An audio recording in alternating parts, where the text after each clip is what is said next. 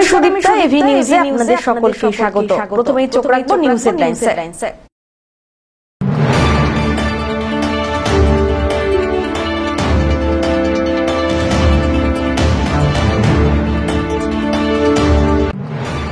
জলপাইগুড়ি গরুমারা জাতীয় উদ্যান সংলগ্ন জলঢাকা নদীর চরে গন্ডারের হামলা, গুরুতর জখম কৃষক।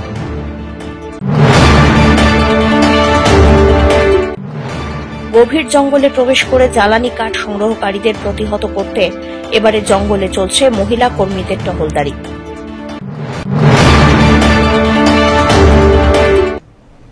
এবার আসছে বিস্তারিত সংবাদে। জলপাইগুড়ির গরুমারা জাতীয় উদ্যান সংলগ্ন জলঢাকা নদীর চরে গন্ডারের হামলা, গুরুতর জখম কৃষক। রবিবার দুপুরবেলায় জলঢাকা নদীর নৌকা বিহার এলাকায় গরু আনতে গিয়েছিলেন ময়নাগুড়ির পানবাড়ি এলাকার বাসিন্দা কালাতু রায়। সেই সময় গরুমারার জঙ্গল থেকে বেরিয়ে আসা একটি গন্ডার হামলা চালায়। আশেপাশের লোকজন এসে তাকে উদ্ধার করে প্রথমে ময়নাগুড়ি হাসপাতালে নিয়ে আসেন। অবস্থা আশঙ্কাজনক হওয়ায় তাকে উত্তরবঙ্গ মেডিকেল কলেজে স্থানান্তরিত করা হয়। এই ঘটনার পর বেশ কিছুক্ষণ এলাকায় দাঁড়িয়েছিল গন্ডারটি, পরে সেটি জঙ্গলে ফিরে যায়। পিনাকি শীলের report, AV news.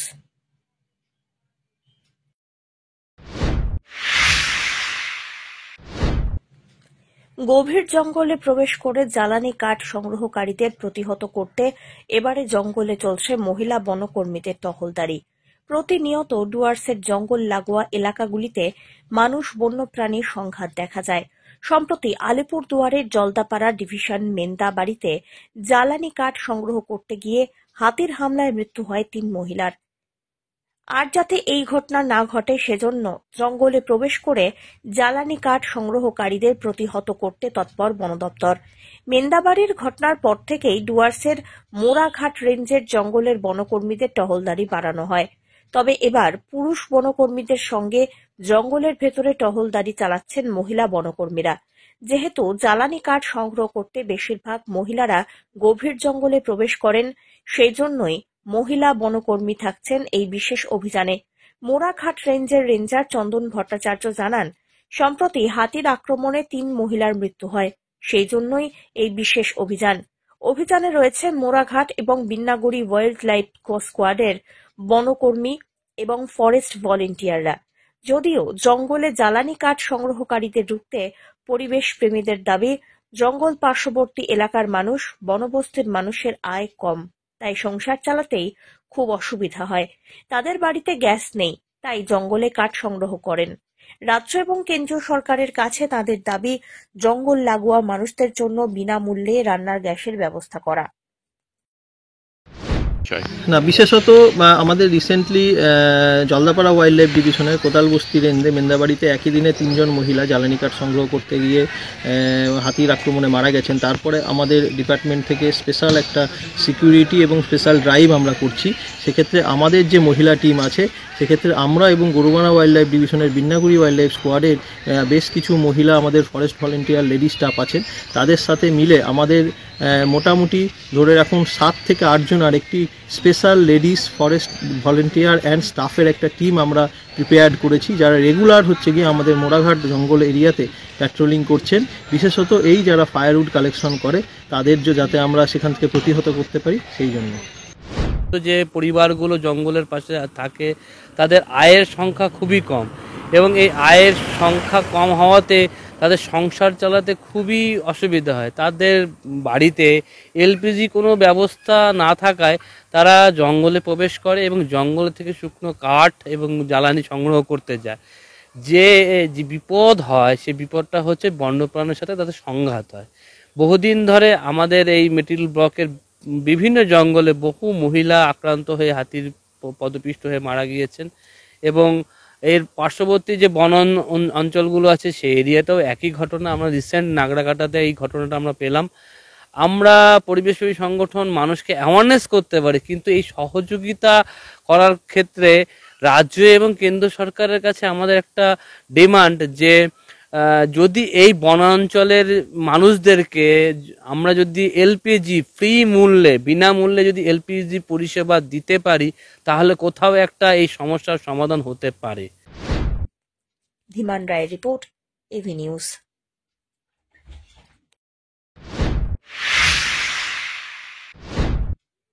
Lakh lakh টাকারও বেশি দামের বাইক সুযোগ পেলেই মুহূর্তের মধ্যে বাইক নিয়ে গায়েব। 2021 সাল থেকে জলপাইগুড়ি শিলিগুড়ি 2 এলাকায় একের পর এক বাইক চুরির ঘটনায় অভিযুক্ত 2 চোরের অবশেষে নাগাল পেল জলপাইগুড়ি পুলিশ। দুজনকে গ্রেপ্তার করার পাশাপাশি উদ্ধার হয়েছে 4টি মোটর বাইক। এই চক্রে যুক্ত আরো 2 বাইক চোরের খোঁজে তল্লাশি চালাচ্ছে পুলিশ। পিনাকি শীলের রিপোর্ট, এভি নিউজ।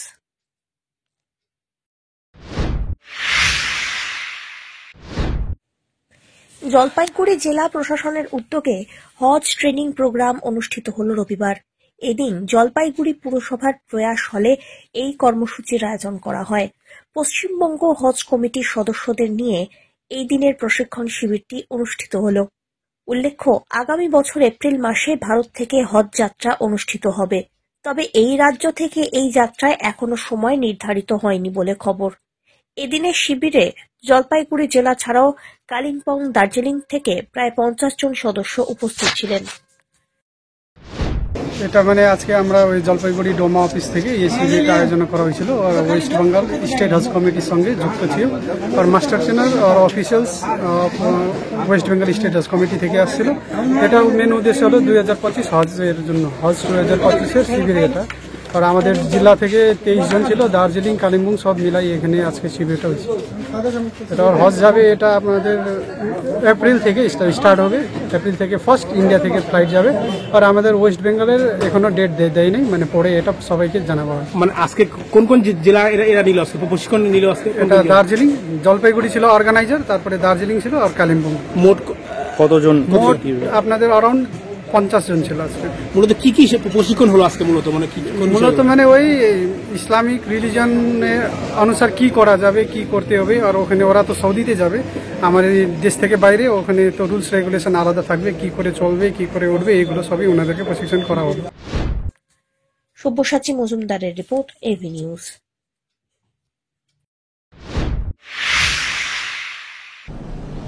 নিয়ে নিচ্ছে ছোট্ট একটি বিরতি, ফিরে আসছি বিরতির পর সঙ্গে থাকুন।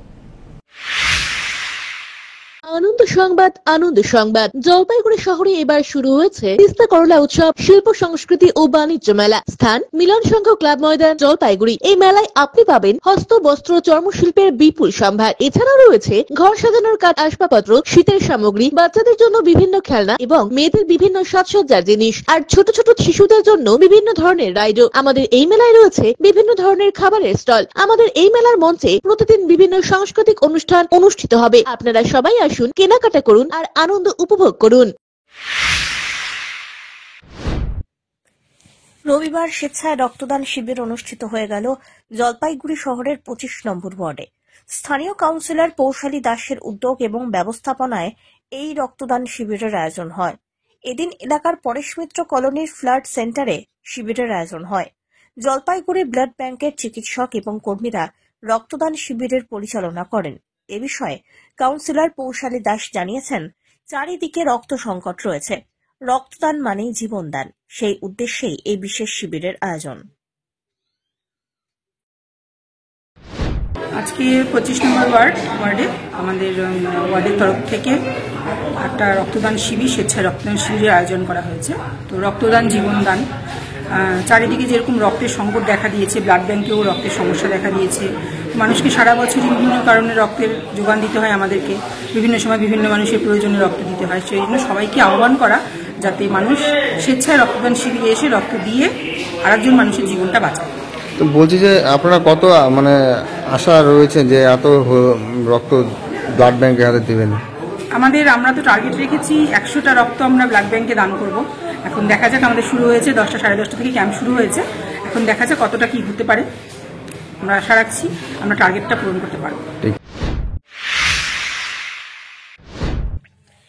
শীতের কামড়ে তখন চোখ খোলা দেয়, ঘড়ির কাঁটায় ঠিক ভোর 4:30। রামকৃষ্ণ মিশন আশ্রমে শুরু হয়ে যায় মঙ্গল আরতি। আর সেই মঙ্গল আরতির মধ্যে দিয়ে শুরু হলো মা শারদা দেবীর জন্মতিথির পুজো। রবিবার শারদা দেবীর 172তম জন্মতিথি। সেই উপলক্ষে পুজো অনুষ্ঠিত হলো জলপাইগুড়ি রামকৃষ্ণ মিশনে। সকাল থেকেই বিভিন্ন রীতিনীতির মধ্যে দিয়ে পালিত হয় জন্মতিথির পুজো। মঙ্গল আরতির পর শুরু হয় বেদ মন্ত্র পাঠ। সকাল 7টা থেকে শুরু হয় বিশেষ পুজো। পুজো শেষে ভক্তদের মধ্যে প্রসাদ বিতরণ হয়। এদিন এই পুজোকে কেন্দ্র করে বহু দূর দূরান্ত থেকে ভক্ত সমাগম হলো। অমিত বণিকের রিপোর্ট, এভি নিউজ।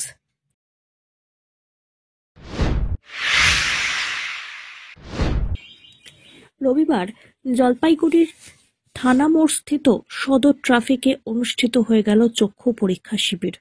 জলপাইগুড়ি জেলা পুলিশের উদ্যোগে ও কোতোয়ালি ট্রাফিক গার্ডের ব্যবস্থাপনায় লায়ন্স ক্লাব জলপাইগুড়ির সহযোগিতায় একদিনের চক্ষু পরীক্ষা শিবিরের আয়োজন করা হয়। অভিজ্ঞ চিকিৎসকরা শিবিরটি পরিচালনা করেন। শিবিরে গাড়ির চালক, স্টাফ, পুলিশ কর্মীদের পাশাপাশি পথ চলতি সাধারণ মানুষও চক্ষু পরীক্ষা করালেন। গাড়ি চালকদের সচেতন করতেই এই বিশেষ উদ্যোগ বলে খবর। ধীমান রায়ের রিপোর্ট, এভি নিউজ।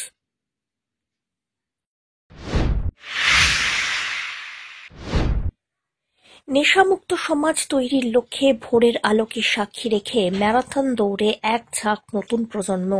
রবিবার শীতের সকালে জলপাইগুড়ি শহরের তিস্তাপাড়ে পিডব্লিউডি মোড়ে এক ভিন্ন চিত্র। জেলার বিভিন্ন প্রান্ত থেকে নতুন প্রজন্মের এক ঝাঁক দামাল জড়ো হয় 6.5 কিলোমিটার ম্যারাথন দৌড় প্রতিযোগিতায় অংশ নিতে। লক্ষ্য নেশামুক্ত সমাজ, সুস্থ জীবন। রাজ্যব্যাপী বিভিন্ন সামাজিক কাজ করে চলা প্রকাশ ফাউন্ডেশনের জলপাইগুড়ি ইউনিটের পক্ষ থেকে প্রতি বছরের মতো এবারেও আয়োজন করা হয় এই ম্যারাথন।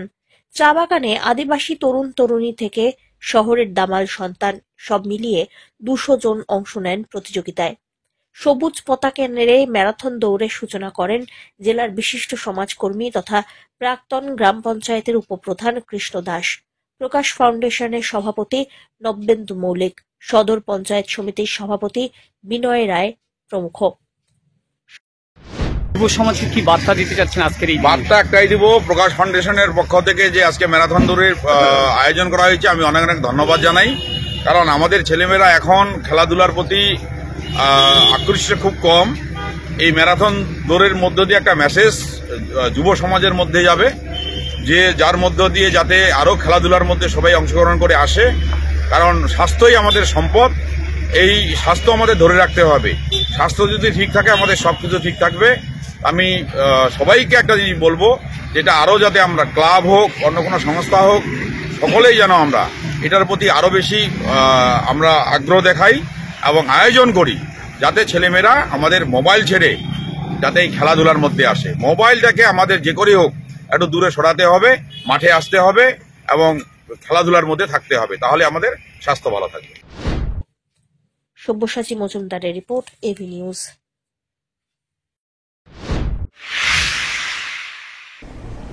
শেষ করবার আগে নিউজ হেডলাইন্স আরো একবার।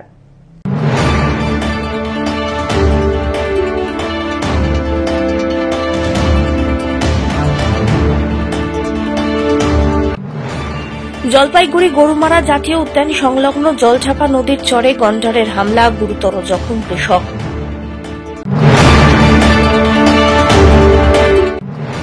গভীর জঙ্গলে প্রবেশ করে জ্বালানি কাঠ সংগ্রহকারীদের প্রতিহত করতে এবারে জঙ্গলে চলছে মহিলা কর্মীদের টহলদারি। শেষ করবার আগে নিউজ হেডলাইন্স আরো একবার। এখনকার মতন এভি নিউজ এ পর্যন্তই। পরবর্তীতে আসছি আরো সংবাদ নিয়ে। দেখতে থাকুন আমার বিশেষ। নমস্কার।